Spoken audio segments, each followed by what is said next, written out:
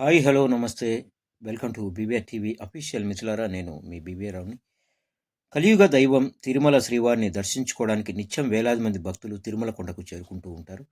కేవలం 2 తెలుగు రాష్ట్రాల నుంచే కాకుండా ఇతర రాష్ట్రాలు, విదేశాల నుంచి కూడా భక్తులు భారీగా వస్తుంటారు. ఈ క్రమంలో స్వామివారిని దర్శించుకోవడానికి కేవలం హిందువులు మాత్రమే కాకుండా ఇతర మతస్థులు కూడా చాలా మందినే వస్తుంటారు.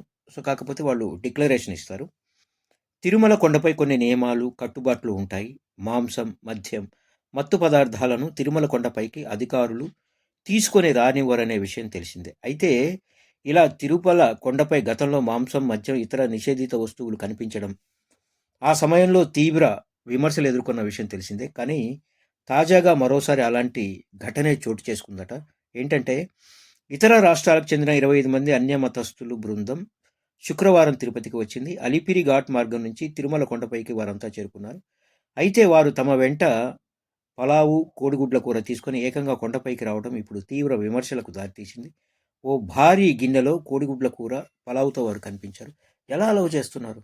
ఏం చేస్తోంది సెక్యూరిటీ? చెక్ చేయరా? వాళ్ళు పెద్ద అంత పెద్ద బాక్స్‌లో తెస్తూ ఉంటే ఏం చేస్తున్నారు? ఆ! కొండపైకి చేరుకున్న తర్వాత రాంబగీజా బస్టాండ్‌కు సమీపంలో పార్కింగ్ ప్రాంతంలో వారంతా తాము తెచ్చుకున్న పలావు, కోడిగుడ్ల కూర తిన్నారు. అయితే వారు కోడిగుడ్ల కూర తినడం అక్కడే ఉన్న మిగతా భక్తులు గమనించారు. కొండపైకి కోడిగుడ్ల కూర రావటం ఏంటని తీవ్ర ఆగ్రహం వ్యక్తం చేయడంతో దాంతో పాటు దగ్గరలో ఉన్న పోలీసులకు సమాచారం అందించారు. వెంటనే అక్కడికి చేరుకున్న పోలీసులు ఆ 28 భక్తుల బృందాన్ని అదుపులోకి తీసుకొని విచారిస్తున్నారట.